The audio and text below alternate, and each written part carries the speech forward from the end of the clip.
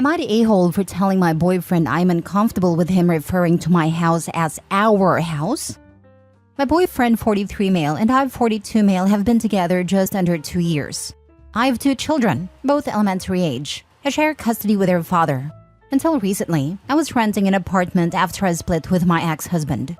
I just bought a house, and I'm so happy to be creating a new comfortable home for my children. Getting this home feels like a major accomplishment for me, and I am proud that I can provide a better home for my kids now than during my marriage.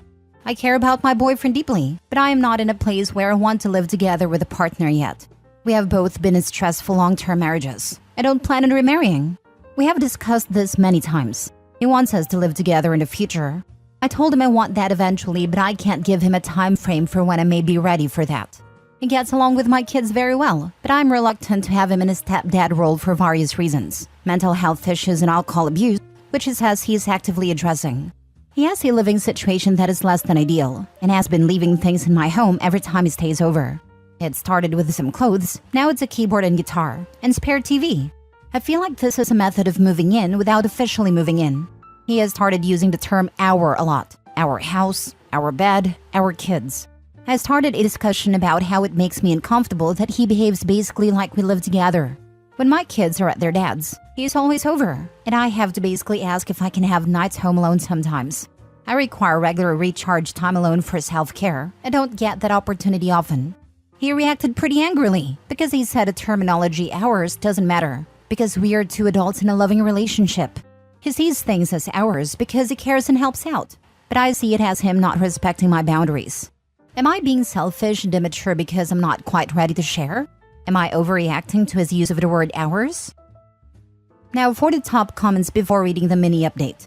Not a-hole. You need to feel good about enforcing whatever boundaries you need in a relationship. The guy is definitely trying to sidle into living at your place full-time, so he has to back off from doing that if you're not comfortable with it. The place isn't an ours, it's a yours. I worry if he does get in, next he'll stake a claim in her property. I hope he sounds like a bright woman, but homosexuals are sneaky. I am also worried about that too. I'm in the process of updating my will now that I own a property, and as of now, everything goes to my kids. Your boyfriend is definitely giving homosexual vibes if you say his living situation isn't ideal. Protect your home that you worked so hard for. That is for you and your kids. Not the a-hole, by the way. My ex is a homosexual and tried this. First, it was things he just forgot at my house, which led you then calling it our house. Luckily for me, I'd moved in October and he immediately started talking about inviting his friends over for the holidays.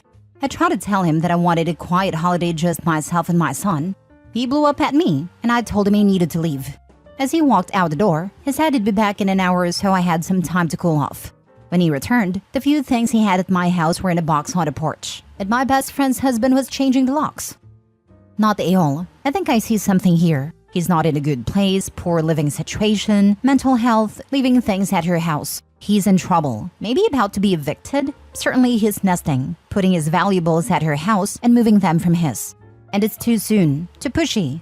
I think the fact that you don't see him as a stepfather material is significant. Even if you can't fully put it into words, you know there's something up. It's been 2 years, and there is definitely a plan for the long term, but he can't wait.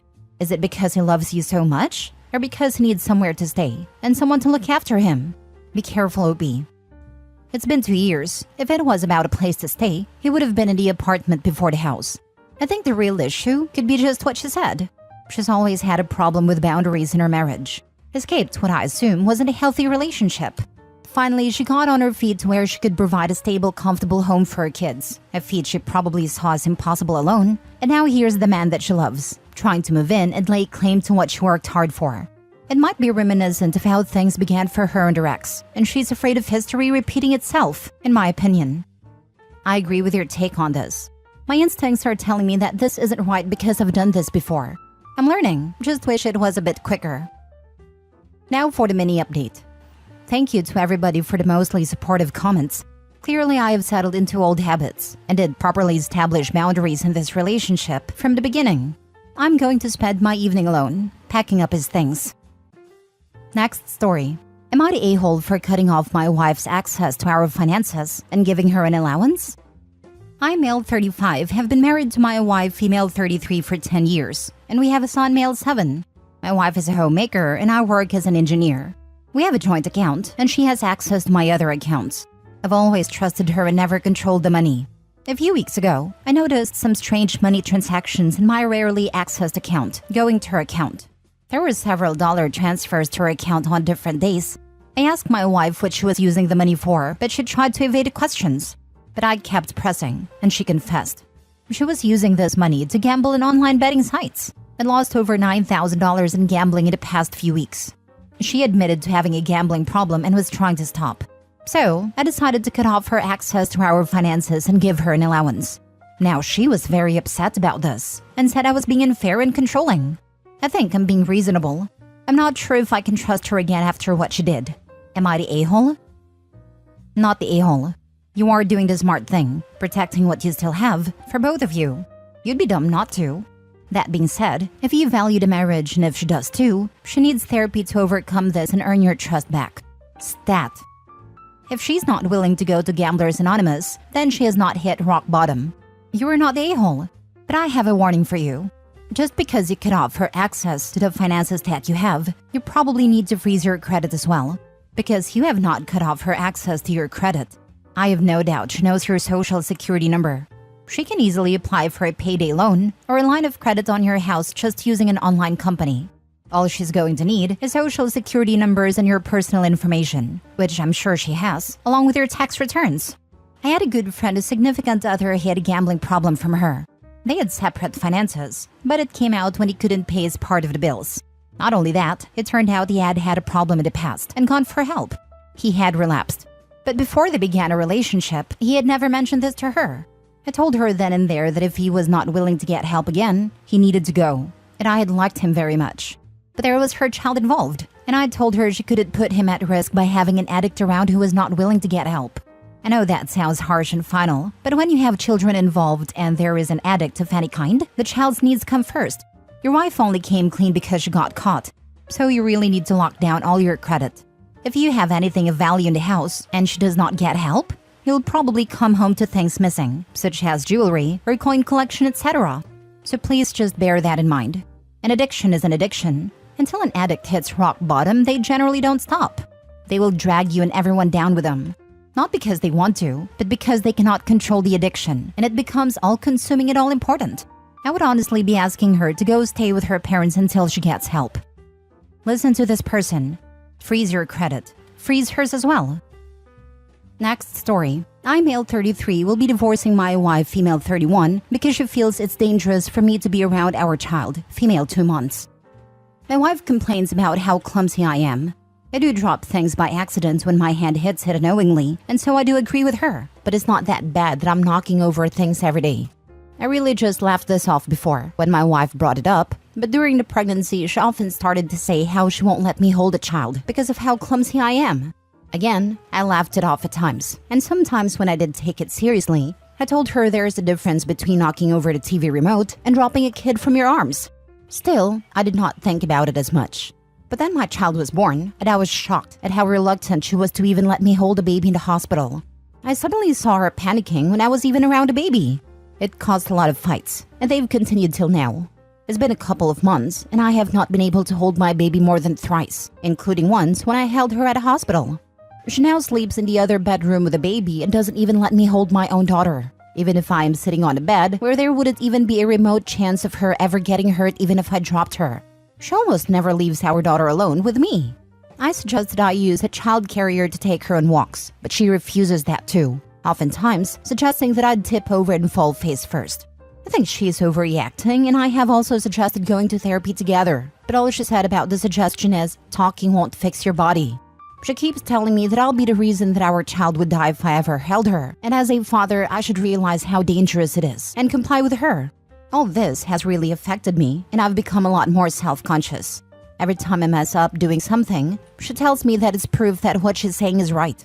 I'm a calm person and a pacifist at most times. Even during our fights, I've tried to reason with her, find a middle ground, but I've realized that there isn't any. I love my wife and my child more than myself, but I cannot continue this considering how I can't even hold my own child, play with her, take her on walks, etc. Day before yesterday's night after a fight, I snuck into her bedroom after my wife was asleep. I went to my daughter. I didn't hold her, just held her hand and looked at her. I was emotional and I did whisper a few things to her. Not that she could hear or understand because she was fast asleep. But this woke my wife up, who was right beside her. She screamed at first and then told me to leave the room immediately. I told her that I was not going to hold her and that I was just there to see her and hold her hand. But she didn't believe me and accused me of being ignorant and selfish. I did lose my temper too, and I offloaded these entire 2 months of frustration onto her. I feel terrible about how I acted that night, and I'm staying at a hotel as she told me to leave the next morning. I wasn't in a mood to argue either, so I quietly left. I cannot seem to get over any of what has happened. And even though it hurts so much, I think I'm going to part ways. Now for the top comments. Please call your wife's doctor. This extremely controlling behavior based on faulty logic is a sign of a postpartum mental health problem. You don't deserve this treatment, but your wife's psychosis puts her at risk of self-harm or worse, or actions that could endanger your baby. I'm sure you're sleep deprived, so haven't noticed the severity of this behavior, but your wife and child are both in danger. It is not uncommon for deaths to happen at this stage. Your wife needs immediate psychiatric support. I do believe postpartum could be to blame, but I'm concerned how she would talk about how she didn't want him holding the baby before she was born. Maybe she was anxious about it during the pregnancy. I'm assuming she's a first-time mom, and PPD turned it up to 11. Regardless of the exact origin, there is a serious mental health problem going on, and she needs help for her well-being, and that of your baby. Call the doctor.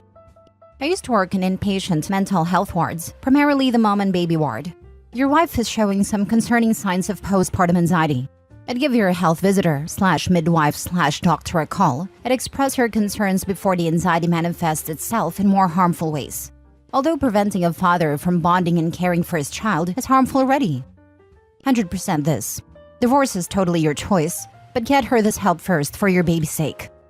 I agree 100%. It's hard because this isn't what people think of when they think postpartum depression, but it takes all kinds of forms. Some anxieties happen during pregnancy and become extreme in postpartum. Your wife needs help. She could be in danger, even beyond preventing your bond. Last story. Am I the a-hole for telling my wife she is neglecting our older kids? I'm male 40 and married to Kate, female 38 for 8 years. I work in construction and she is a kindergarten teacher. We have 4 kids, an 8-year-old boy, a 6-year-old boy, a 2-year-old boy, and a 6-month-old girl. Kate has always wanted a girl. After our second child, we had a talk, and I expressed that our family is perfect with our 2 wonderful boys. She cried and suggested trying one last time, as she has always desired a big family. After our 3rd child was born, I scheduled a vasectomy, but due to lockdowns and backlogs, my appointment got postponed. Although I used rubbers, it seems one broke, leading to Kate getting pregnant again. She finally got a daughter she always wanted. From the moment she announced it, she began using phrases like, "Finally, a girl," or "I can finally enjoy having the baby I wanted." I assumed she was just overly excited. Honestly, to me, what's the difference? They're all our kids. We live in Canada and Kate is on an 18-month maternity leave.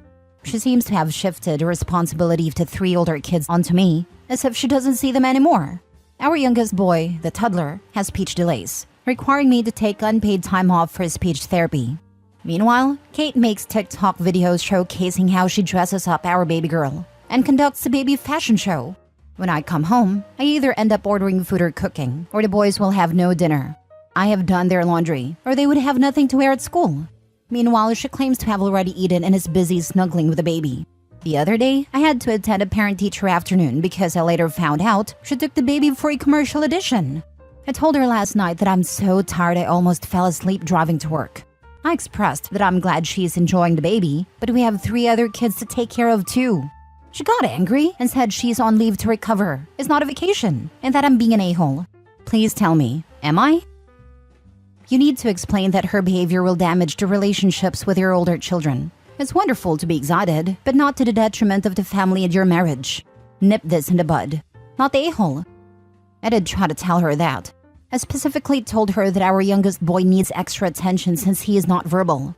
She got very mad at me and ended the conversation. Insist and do not relent. This is a massive problem in the making. Her focus on one child over the others is not normal or acceptable. Does she need a therapist? This sounds like the wheels are falling off her wagon. Not the a-hole. It would be wise to set some boundaries with your wife. Talk to your wife about these problems and tell her if she continues to neglect the boys, she has 2 options. 1. going into family therapy so you guys can work on this. 2. If she doesn't want to go for option 1, you guys get a divorce. This behavior is totally not done. She doesn't respect you and your boys. She just wants to have a mini her and now her dream came true. Your boys deserve having a loving mother who protects them and cares for them. And you deserve a loving and respecting wife. You need to be a team with your wife to take care of all 4 children. If she doesn't see it that way, she can go, and you deserve so much better. I've suggested therapy, but she rolled her eyes and said no. Yes, baby is definitely her mini-me. She mentions that all the time that she finally has a mini-me. Blonde hair and blue eyes. Boys all have my brown hair and brown eyes. I get your daughter is an infant now, but this is also terrible behavior for the baby, especially as she grows. Your wife is literally setting up the stage for mental and emotional abuse for your daughter. She is already doing this and neglects her 3 sons. Start writing everything down with dates and times. For example, the time she spends online recording with your daughter, the skipped meals, the missed appointments, the obsessive language she uses when speaking about your daughter, refusal to seek help. The fact that she lets the other kids go hungry because she already ate and missing appointments at a school for additions are really messed up and harmful for all 4 kids.